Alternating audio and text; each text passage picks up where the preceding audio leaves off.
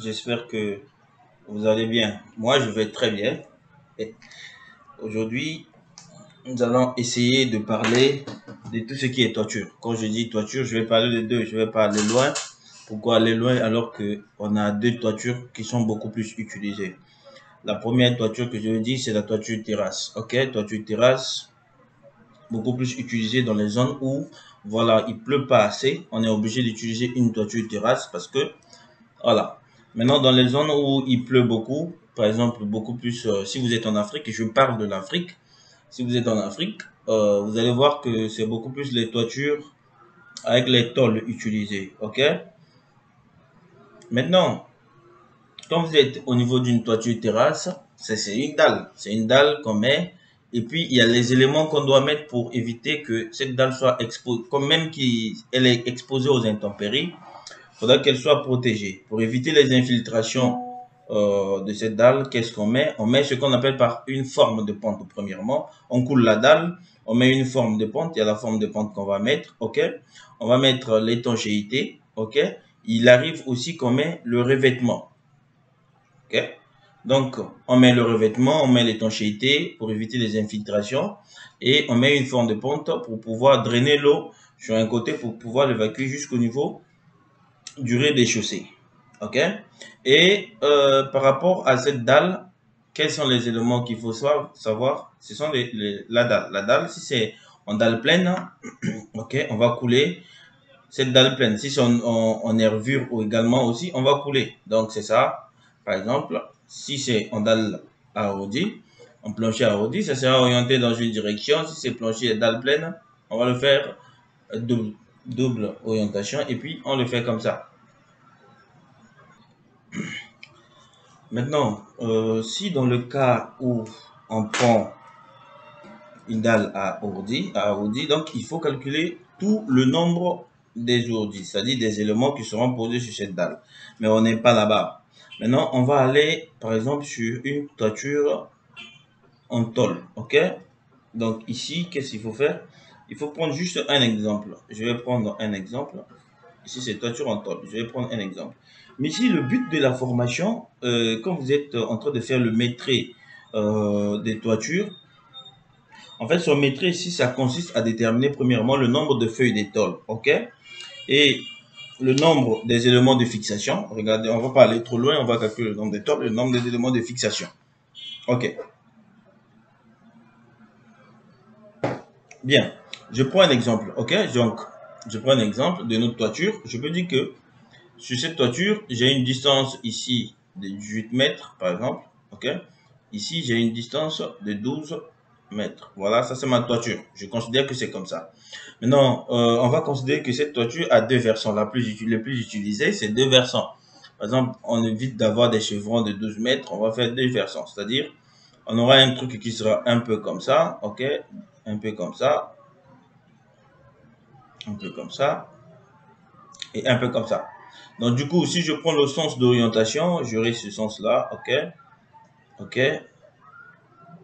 ok, et ici ce sera comme ça, voilà, et là, ok. Donc on aura un truc qui sera dans ce sens, ok. On a 12 et ça. Maintenant, si on prend notre exemple, on a des couvertures en tollback de 7 dixièmes, ok, de 7 dixièmes, où on peut avoir souvent les dimensions sont variables. Nous pouvons prendre par exemple une dimension, des dimensions par exemple de 0,9 fois 3 mètres. Ok? Donc on a une largeur qui sera de 0,9 et une longueur qui sera de 3 mètres. Donc ici je peux dire c'est 90 cm, ok? Et ici ce sera 300 cm. Ok, ça c'est pour notre section de tôle. Maintenant, les tôles, pour des gens qui savent, qui ont déjà fait des toitures en tôle, nous avons des recouvrements. Comme on fait les poteaux, les poutres avec les attentes, il faut faire des recouvrements. Il y a les recouvrements. Maintenant, ici, il y a deux recouvrements. Il y a le recouvrement dans le sens de la pente, c'est-à-dire dans le sens de la pente. C'est-à-dire, par exemple, ici, c'est dans ce sens-là, il y a le recouvrement. Et dans l'autre sens aussi, dans le sens transversal aussi, il y a le recouvrement. C'est-à-dire, dans le sens de la pente, on peut avoir un recouvrement, dans notre exemple, recouvrement dans le sens de la pente, on peut avoir un recouvrement de 25 cm. Ok? Il faut essayer de voir. Un recouvrement transversal de 20 cm. Ok? Donc, recouvrement dans le sens de la pente de 25 cm et recouvrement dans le sens latéral. Parce qu'on pose une tôle ici, on va poser une autre tôle, pas à la limite ici, mais il faut avoir un recouvrement à ce niveau et on pose la deuxième tôle. Dans les tôles qui sont de ce côté, on va venir poser aussi ici un recouvrement de 20 cm. Ok? C'est comme ça que nous devons poser les tôles. Recouvrement ici et recouvrement dans ce sens. Ok? Maintenant, les éléments de fixation, par 1 mètre, on peut avoir 5 éléments de fixation. Donc, j'ai 5 éléments de fixation par mètre. Ok? Par mètre, on a 5 éléments de fixation. Maintenant, qu'est-ce qu'il me faut faire? Il faut calculer, en fait, le mètre. Puisque je suis en train de faire le mètré, il faut déterminer quel est le mètré ici des tôles. Donc, quels sont le nombre de tôles qu'il faut commander et le nombre des éléments de fixation qu'il faut commander pour pouvoir exécuter cette couverture. Ok? On est d'accord. Maintenant, qu'est-ce qu'il faut faire? Très très simple. Ok? Attendez, je vais voir mon truc qui a disparu.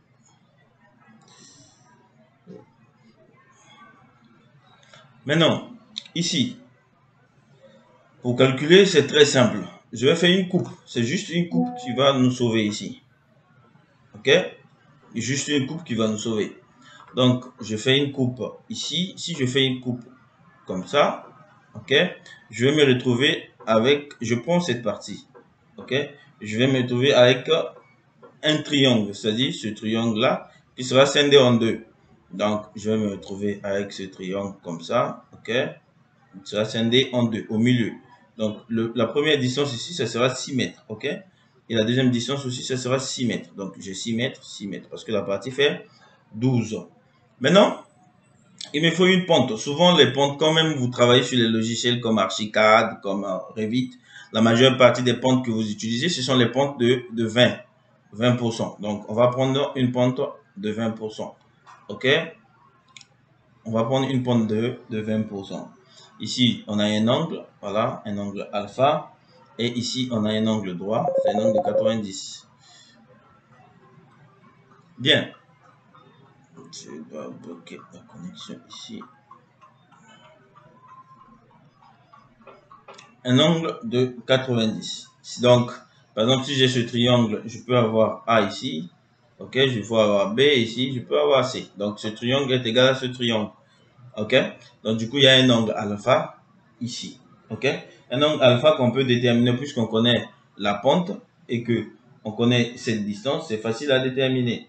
Premièrement, on peut avoir, puisqu'on a une pente de 20%, du coup, qu'est-ce qu'il faut faire?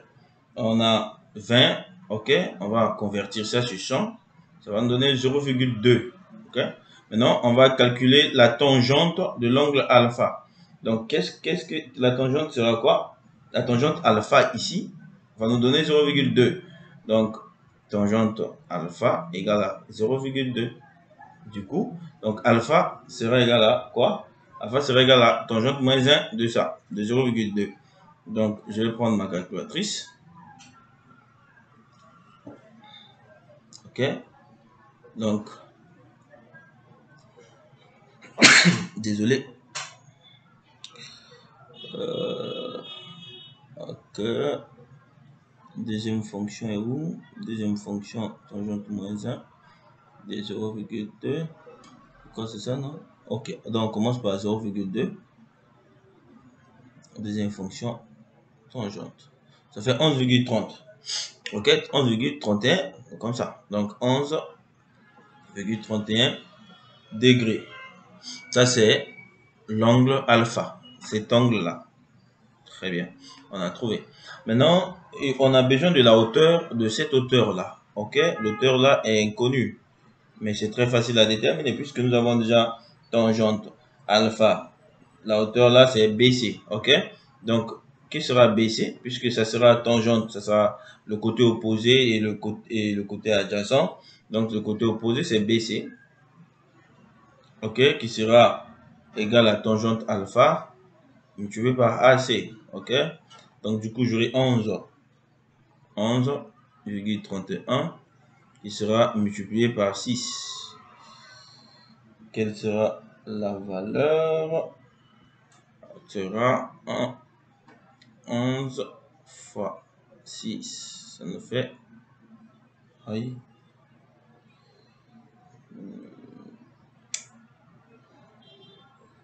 Tangente alpha AC 0,2. Non, ça c'est alpha, mais tangente alpha c'est 0,2. Donc 0,2 multiplié par 6. Ça me fait 1,2. Donc ici c'est pas, c'est ça, c'est 0,2. C'est 0,2 qui est tangente alpha. C'est alpha qui est égal à 11. C'est-à-dire que tangente alpha égale à 0,2. Donc c'est alpha qui est égal à 11, ça me donne 1,2 mètres. Ok, 1,2 mètres comme la hauteur de BC. Donc là, j'ai toutes les informations. Donc, il me faut calculer la longueur de cette pente. C'est-à-dire, la longueur, c'est AB. Donc, c'est cette distance-là qu'on peut appeler l'hypoténuse. On peut avoir ça, AC carré et BC carré. Donc, ça nous permet de calculer ça. Donc, on a besoin de AB. OK. Donc, j'aurai AB, OK, qui sera égal à la racine carrée, puisque c'est AB carré. AB, qui est l'hypoténuse, ce sera BC carré plus ça. Et AB sera la racine carrée de ça. Donc, j'aurai la racine carrée de BC carré qui est égale à 1,2 au carré. J'ai déjà calculé. Qui sera multiplié par 6 au carré. Donc, la valeur, c'est quoi la valeur dans le sens ici, on va calculer au carré 1,44 fois 36 égale à 51,54.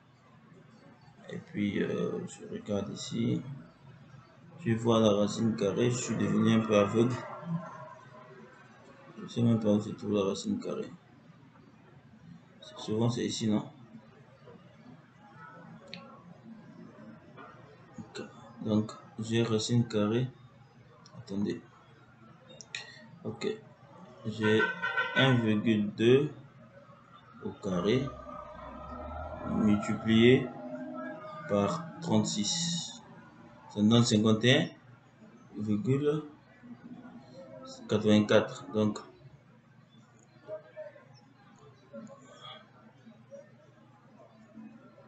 ok. Donc, il faut commencer à mettre le truc là. 51. Je sais ça, non? 84. Ça fait 7,11. Je ne sais pas si c'est la bonne. Non, c'est plus. Autant pour moi. C'est pas multiplié. C'est 1,2.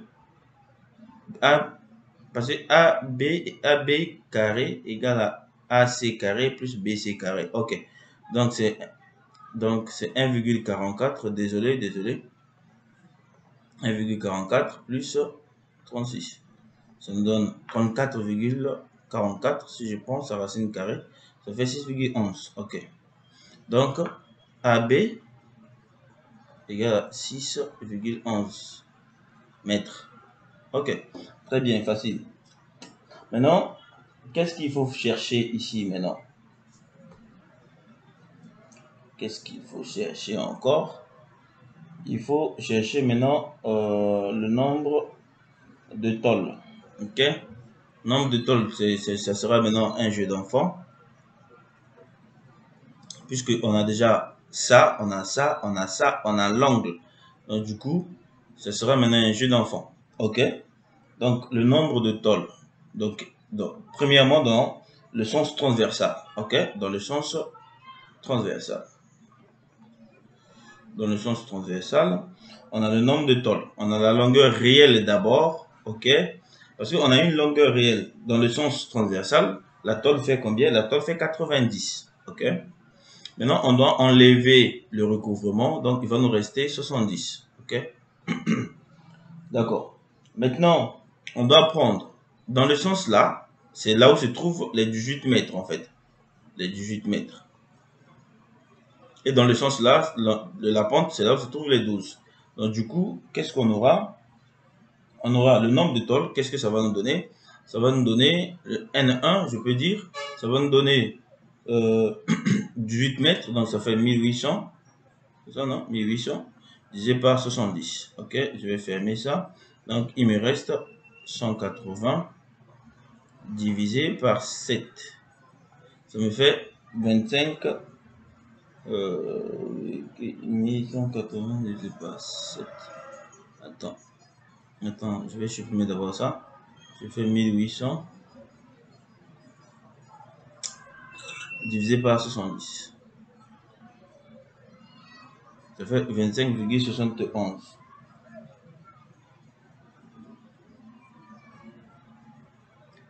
Et 25,71.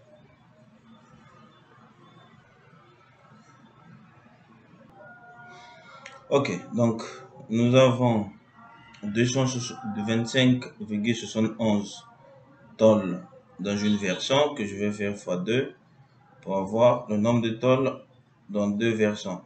Donc je vais multiplier ça par 2, ça nous donne 51,42. Ok, 51,42 tôles dans cette direction ici, dans le sens transversal. Maintenant nous allons prendre dans le sens de la pente. Ok, le sens de la pente. Le sens de la pente, premièrement, on a un recouvrement, c'était de 25. Ok, qu'est-ce qu'on va prendre? On va prendre les 300 parce qu'on avait une tôle qui faisait 90 fois 300.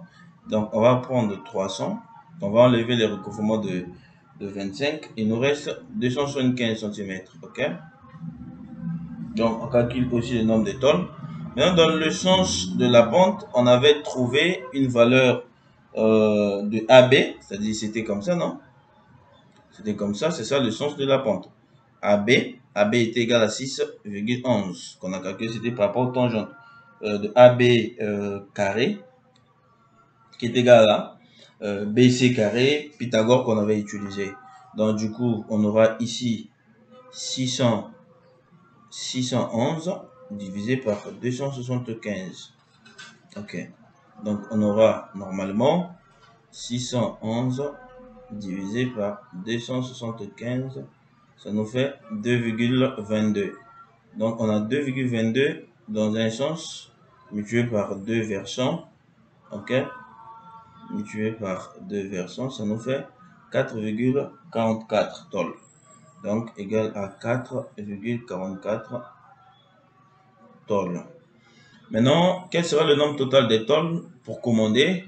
Tu auras, j'écris ça en jaune, le nombre non, en jaune ça n'écrit pas bien, en rouge. Le nombre total des tôles que tu vas commander, ça sera 51,42, ok, multiplié par 44, 4,44 autant pour moi, ok, on vérifie. Donc, j'ai 4,44, ok, 51,42 je crois. C'est 42, ok. 42, ça nous donne 228,49. 228,30, bon, disons 229. Parce que les tôles, il faudra que ce soit en entier. 229 tôles. Très facile. Maintenant, le nombre de fixations. Le nombre de fixations, on va calculer les nombres de fixations. On a 229 tôles. Maintenant, le nombre des éléments de fixation, c'est très simple. Parce que nombre de fixation, on dit 1 mètre, on a 5 éléments de fixation. Donc, on dit 1 mètre, on a 5 éléments de fixation. Maintenant, on a 2,75. Ok? 2,75, on a dit c'est quelle direction? Direction de la pente. On aura X. Donc, on aura notre X qui serait égal à 2,75 multiplié par 5 éléments, c'était sur 1 mètre. Ok, on simplifie. X sera égal à D75 multiplié par 5 éléments. Ça fait 12,5.